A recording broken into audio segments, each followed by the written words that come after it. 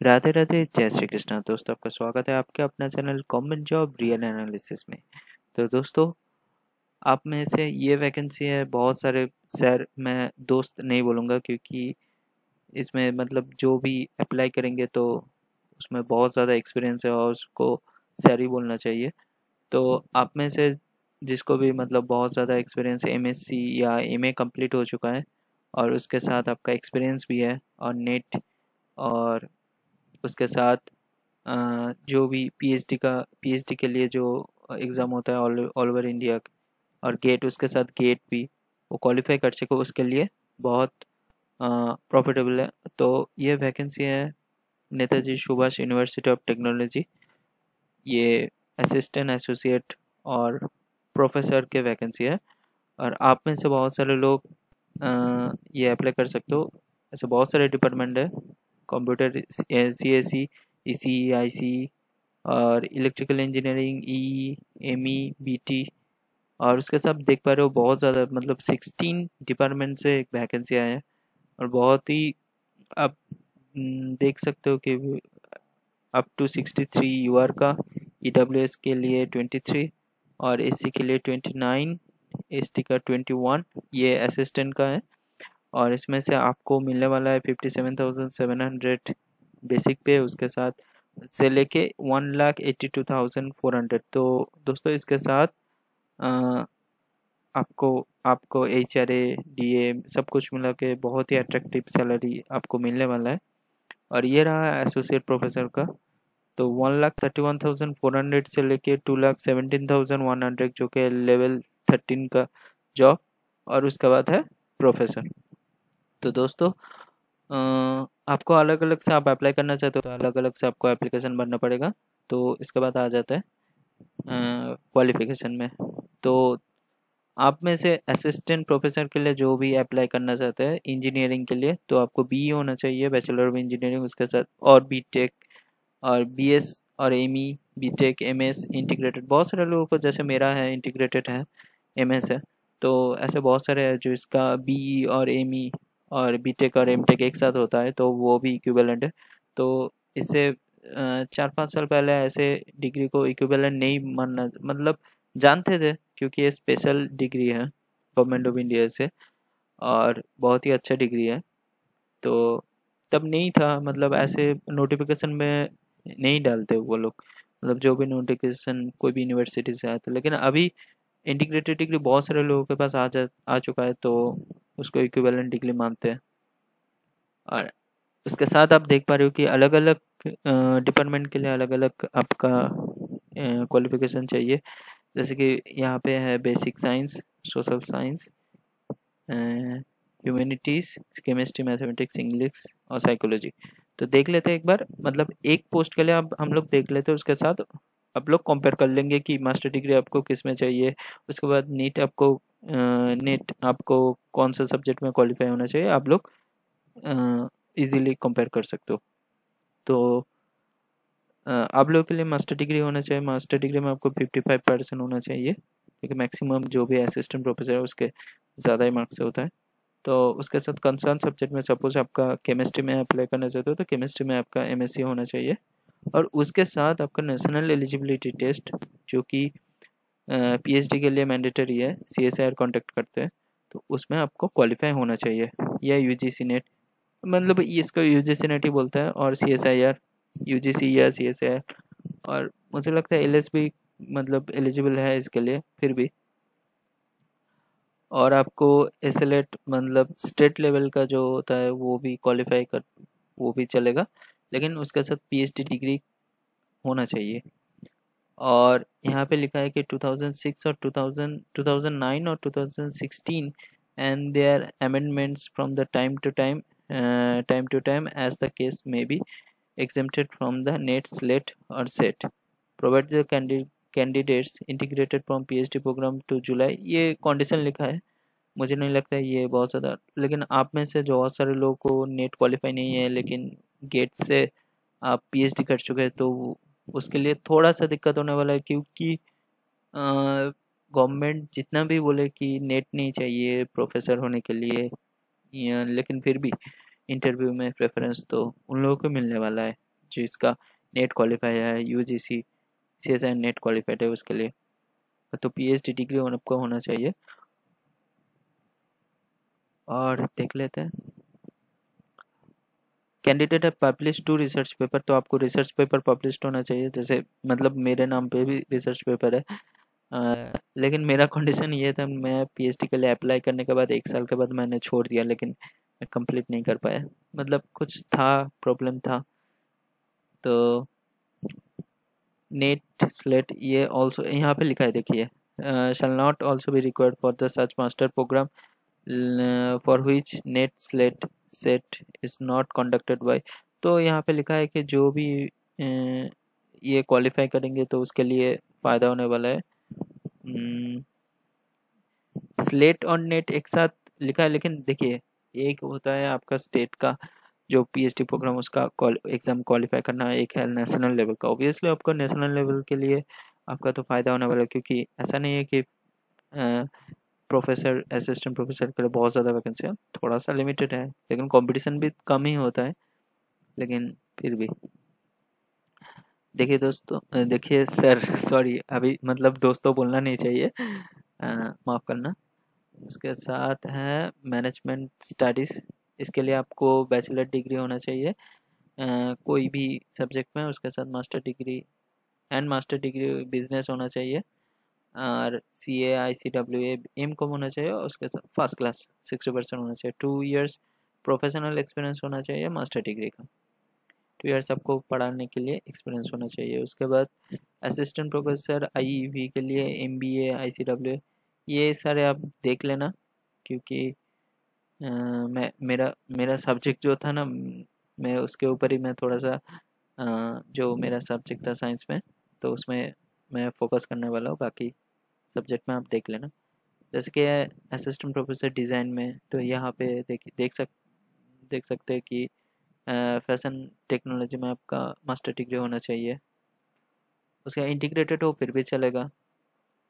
Architecture के लिए A mark होना चाहिए, उसके फर्स्ट क्लास होना चाहिए। यहाँ पे नहीं लिखा है कि नेट सेट ऐसा कुछ क्वालिफाई करना चाहिए, क्योंकि देखिए, जो A मार्क करने से पहले जो BR करते हैं, बैचलर ऑफ आर्किटेक्चर, उसमें से बहुत सारे लोगों को जॉब मिल जाता है। तो A मार्क करने के बाद उसके बाद PhD करना, उसके बाद PhD करने के बाद फिर भी यहाँ पे लिखा तो है, लेकिन देखिए यहाँ पे लिखा है फर्स्ट क्लास होना चाहिए मास्टर डिग्री में उसका, लेकिन मुझे नहीं लगता इतना जल्दी वो लोग जॉब देगा किसी को भी मास्टर डिग्री है। तो आपका नेट भी क्वालिफाई करना चाहिए, उसके साथ PhD भी होना चाहिए, उसके बाद आपको मिल सकता है, क्योंकि कंपटीशन कोई भी लेवल का हो। मैंने PhD के लिए मैं बाहर गया था, गेट, और मैं मतलब GRE या TOEFL दे के मैं बाहर गया था PhD के लिए। तो मेरा एक एक्सपीरियंस है, बहुत ज़्यादा, बहुत ही ज़्यादा लोग जो कि बहुत एक्सपीरियंस है रिसर्च फील्ड में, वो लोग अभी भी बैठे हैं, और उसका 10 पेपर है, 12 पेपर है, ऐसे बहुत सारे लोगों को। मेरा जो साइंस बैकग्राउंड था, मुझसे सबसे मतलब केमिस्ट्री के लिए बहुत अच्छा पेपर है जो कि है जैक्स है, ऑर्गेनिक लेटर है, आप में से बहुत सारे लोग जानते हैं। तो ऐसे भी बहुत ज़्यादा, बहुत मतलब रिसर्च स्कॉलर है जिसका जैक्स है, ऑर्गेनिक लेटर 3 या 4 है, वो लोग अभी भी पोस्ट डॉक कर रहे हैं। उसको कोई भी NIT में नौकरी नहीं मिल रहा है, IIT में भी नहीं मिल रहा है, लेकिन फिर भी पहले कुछ कंडीशन अलग था, अभी कंडीशन अलग है। पहले ऐसा था कि जो भी PhD करने के लिए गए उसके बाद आपको डायरेक्ट मिल जाता है आइजर NIT में, लेकिन अभी थोड़ा सा कंडीशन चेंज हो रहा है, बहुत सारे लोगों को पेपर है आ चुका है। हाँ चलिए सर, अब नेक्स्ट डिपार्टमेंट देख लेते हैं। इंजीनियरिंग फील्ड के लिए आपको PhD होना चाहिए, फर्स्ट क्लास होना चाहिए, उसके साथ 6, ये ऑब्वियसली है एसोसिएट प्रोफेसर के लिए, 6 रिसर्च पेपर होना चाहिए, जो कि साइंस ACI जनरल होना चाहिए, जो कि साइंस का जनरल है, UGC और AICTE अप्रूव्ड लिस्ट होना चाहिए। ऐसे कोई आलतू फालतू कुछ पेपर हो तो ऐसा नहीं चलेगा। आपका इंजीनियरिंग फील्ड के लिए IEEE या जो SPI होता है, मतलब वो सारे मतलब बहुत रेपुटेटेड जर्नल हो तो आपको फ़ायदा बिल्कुल मिलेगा, बहुत जितना अच्छा जर्नल हो तो उसका फ़ायदा तो आपको मिलेगा। उसके साथ आपका 8 इयर्स आपका टीचिंग एक्सपीरियंस होना चाहिए।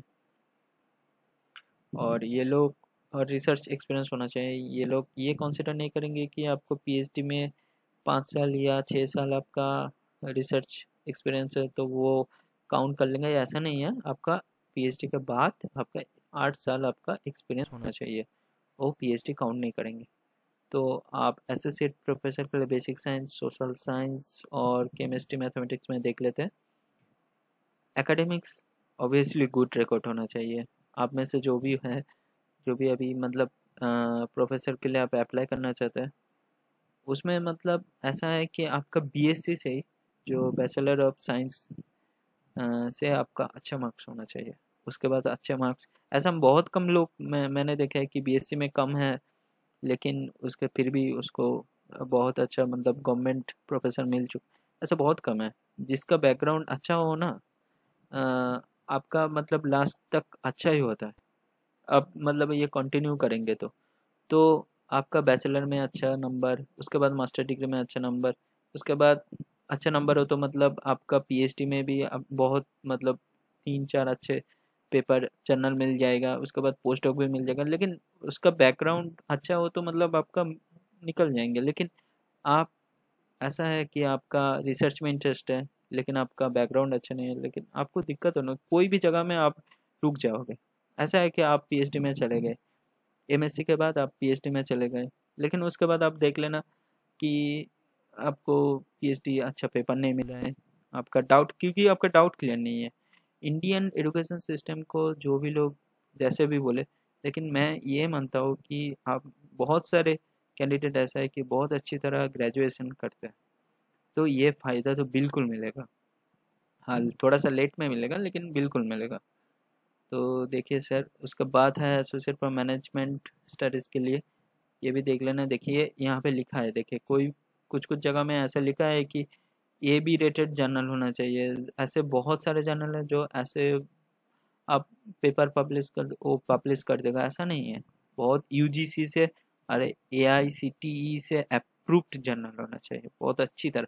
आप काम करिए 1 साल में एक ही पेपर निकले, फास्ट ऑथर के लिए एक ही पेपर निकले, लेकिन वो बहुत अच्छा होना चाहिए। उसके लिए आप बहुत अच्छी तरह पढ़ाई कीजिए, ये रिसर्च करिए और आपका लैब में से जितना भी काम हुआ है वो बार बार चेक कीजिए।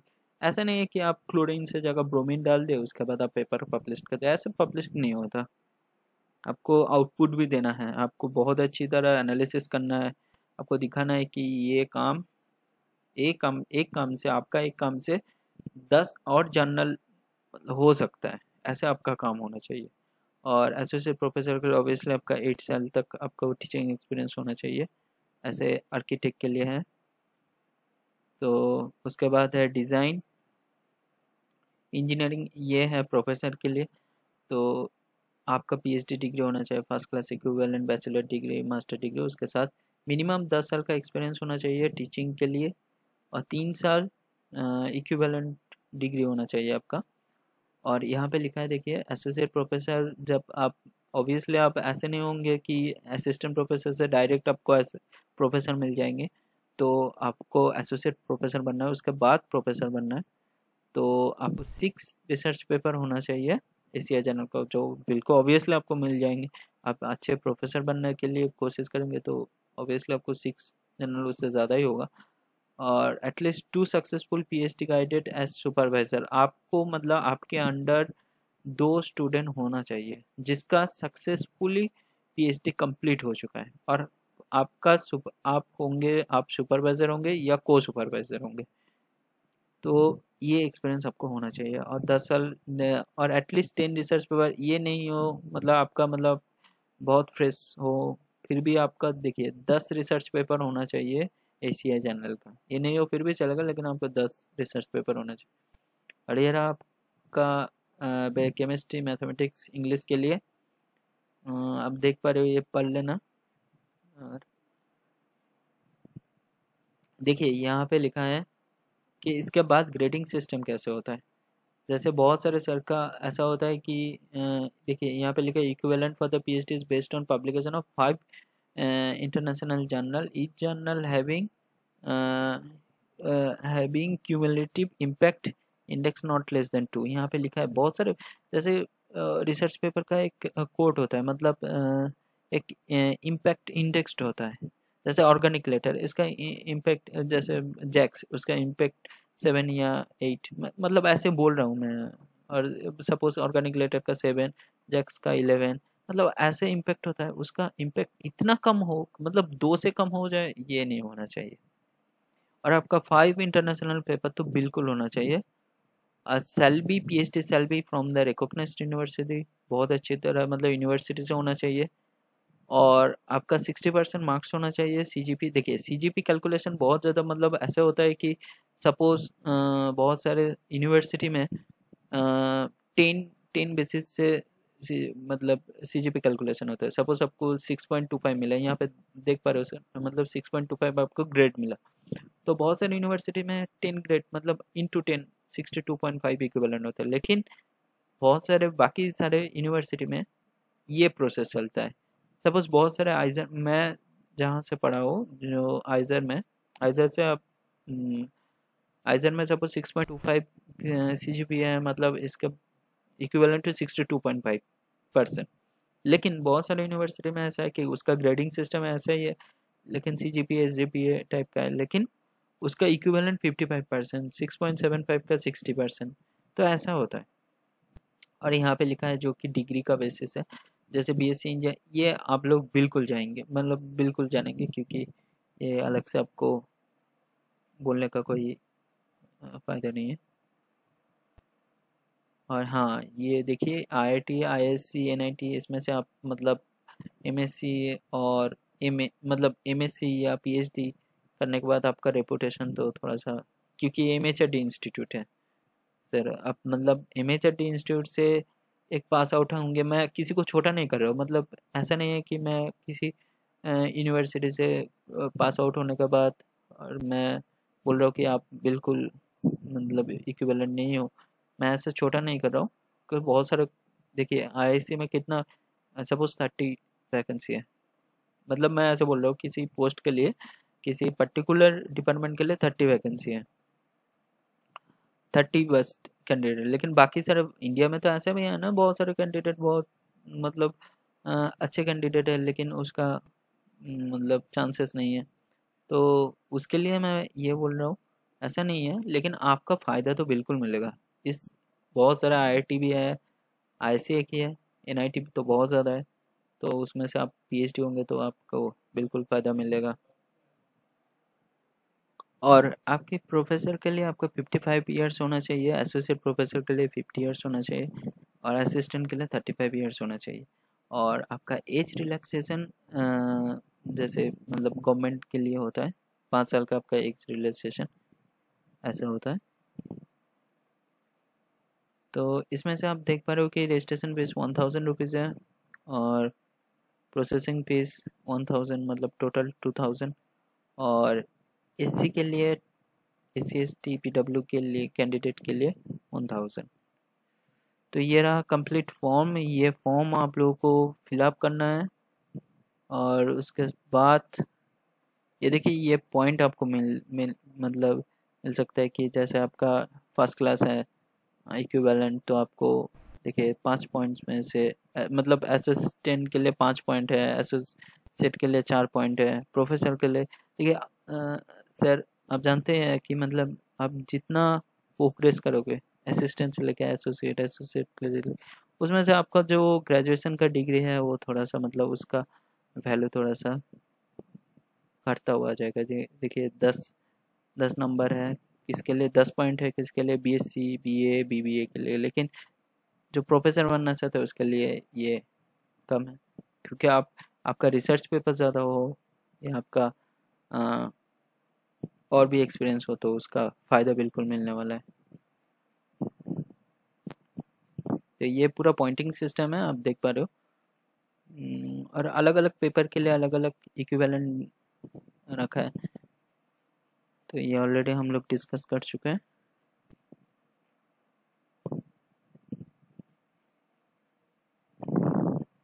तो आपका मुझे लगता है कि इंटरव्यू के लिए आपको, आप अप्लाई करने के बाद इंटरव्यू, ऑनलाइन एप्लीकेशन तो ऑलरेडी ओपन हो चुका है, तो इंटरव्यू के लिए आपको बुलाएंगे।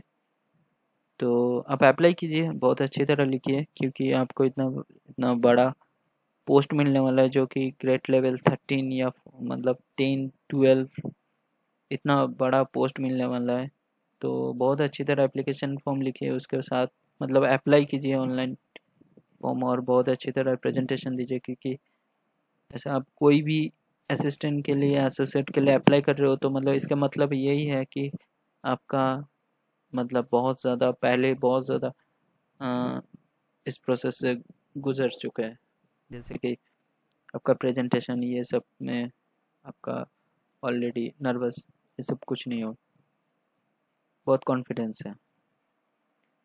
तो सर आप लोग अप्लाई कीजिए। तो ये रहा complete analysis of Netaji Subhash university of technology, all vacancy related assistant, associate and professor on all the department of 16 complete 16 department. They have highlighted 16 department, and total assistant post is 212 including SC ST OBC, and also as for the associate professor it's like 81, and for the professor it's 29. So that's all. Jai Hind, Jai Bharat.